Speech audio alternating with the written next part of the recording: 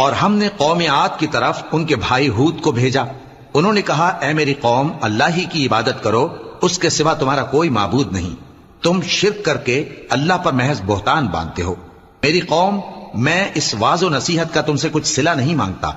میرا صلہ تو اس کے ذمے ہے جس نے مجھے پیدا کیا. بھلا تم سمجھتے کیوں نہیں؟ اور اے قوم، اپنے پروردگار سے بخشش مانگو، پھر اس کے آگے توبہ کرو. وہ تم پر آسمان سے موسلا دھار بارش برسائے گا اور تمہاری طاقت پر طاقت بڑھائے گا. اور دیکھو گناہگار بن کر روگردانی نہ کرو. وہ بولے ہود، تم ہمارے پاس کوئی دلیل ظاہر نہیں لائے، اور ہم صرف تمہارے کہنے سے نہ اپنے معبودوں کو چھوڑنے والے ہیں اور نہ تم پر ایمان لانے والے ہیں.